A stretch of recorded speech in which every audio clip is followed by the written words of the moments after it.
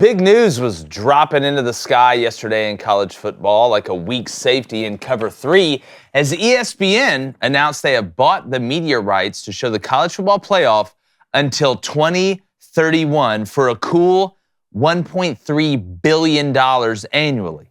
But it was the other news that really caught my eye. What's that news, you might ask? Well, it's that the new playoff format that will be voted on February 20th right now seems like the 5+7 format is going to win out. And in that case, the fan base that should be the most excited is not Oregon State or Washington State, but it is without a doubt Notre Dame. Now, why should the Fighting Irish be thanking Touchdown Jesus this morning? Well, you don't have to be a numbers scientist to figure out that the 5+7 format, which is a fancy way of saying the 5 highest conference champions will automatically get in, but now 7 at-large teams will get a bid instead of the 6+6 proposed format, that obviously benefits a team with no conference affiliation more than the original. Just like SEC teams, the Notre Dame brand is huge, and that could be the thing that sways them into that final spot in the playoff if it comes down to them and another team. Hell, we've already seen that ESPN is going to play to the biggest brands, even with playoff expansion. If they'll do it to Florida State, then they'll sure as hell do it to someone else if it comes down to them or the ratings power that is the Fighting Irish. Either way, Marcus Freeman has to be smiling because the Fighting Irish don't have to fit in a conference to get in the playoff with this new format. David Cohn, a lot of news yesterday. Lot of news. I like the 5+7. We'll get into what's going on with Washington State and Oregon State as well.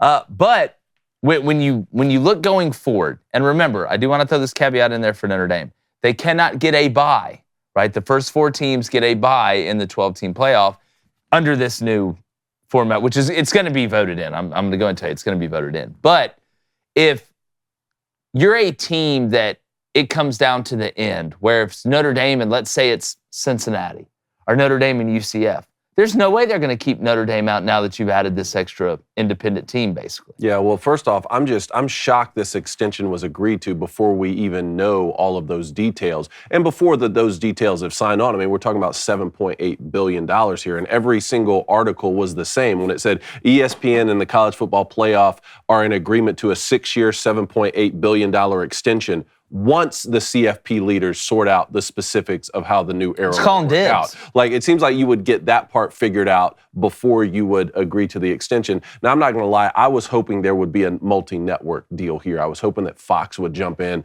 and, you know, just the same way the NFL does. Multiple networks are airing these games. I don't really like the idea of ESPN having a monopoly over the college football playoff. We saw that sort of came to a head just a couple months ago with Florida State getting left out, even though I will say in terms of the in-game experience, I do think ESPN does a great job. And I agree with that. I still am a Kirk Herbstreit fan. I think Fowler and Reese and those guys do a great job. Agreed. And our boy Tom Luginbill, I mean, when those crews get together, Ron Slay, who we're going to have. ESPN does a great job in presenting the games to you. So it looks like they're going to own college football moving forward. In terms of the 5+7, that's what they're going to vote on in next Tuesday, I think. Yeah, February 20th. So we're going to know more about that. It makes a lot of sense. Obviously, the Pac-12 dissolving has put sort of a monkey wrench in a lot of this, but it sounds like the presidents at Oregon State and at Washington State are in favor of the 5+7 format because they say, look, 7's more than 6. It gives us one extra chance to get one of those at-large bids. Yeah, and look, if there's ever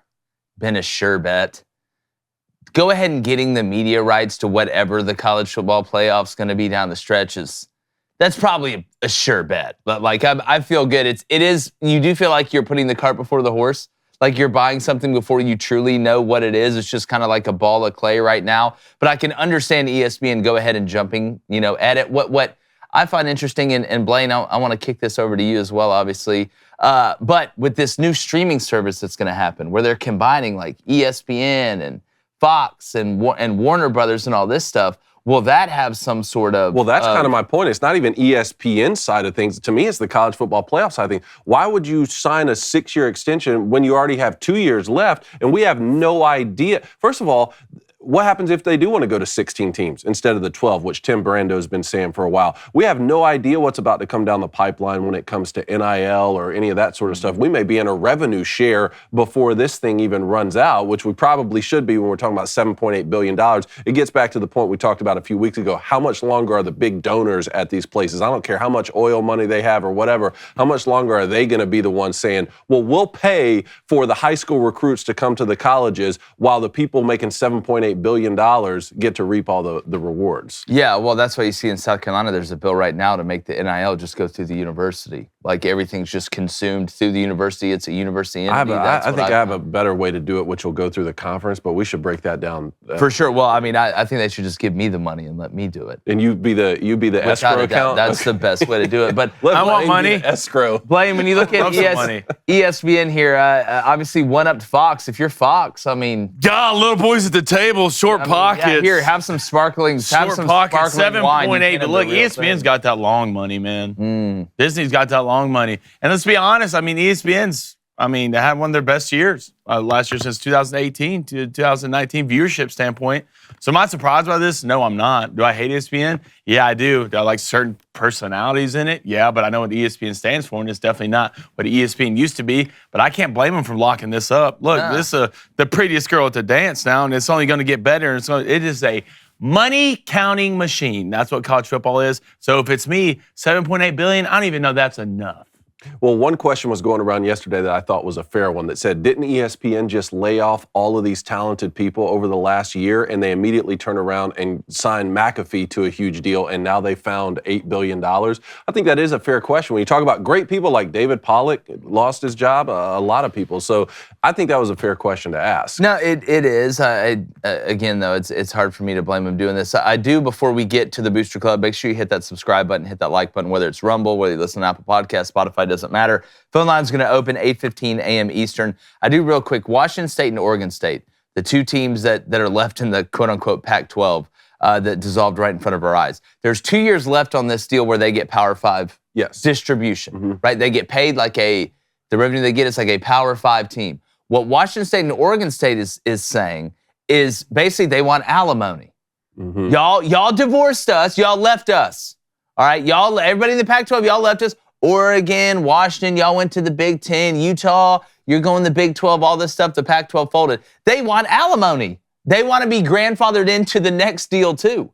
You know, they say, listen, we may not have a conference affiliation because you can't win the Pac-12, obviously, now. That's not going to be an automatic bid into the playoff because there's two teams left. You can't win the Mountain West as well. Obviously, you have a scheduled partnership with them, kind of like Notre Dame with the ACC during the COVID year in football. But Washington State and Oregon State, this is the first time in college football I've ever seen schools want alimony. That's basically what it is. We got divorced. Now you have to pay us. There's no kids. I'm not asking for child support.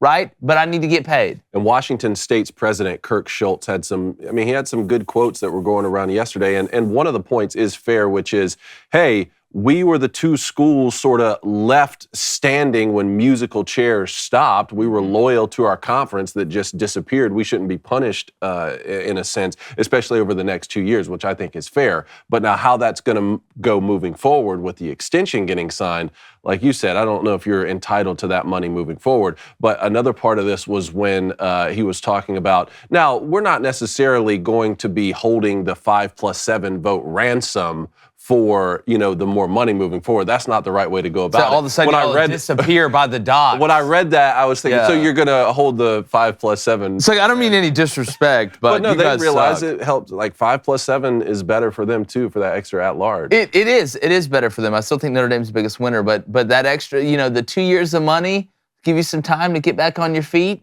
Maybe you run into somebody who, I don't know, the guy who owns the strip mall in town that maybe wants to franchise a Chick-fil-A. Then I'm not going to give you any more alimony. You find it on your own. So that's going to be interesting to see. What's up, YouTube? Happy Valentine's Day. If you don't have anybody to go home with, you can go home with us. We can fall in love all over again. But if we're going to do that, you're going to need to hit that subscribe button. You're going to need to hit that like button, and you're going to have to pay for the first couple rounds of drinks.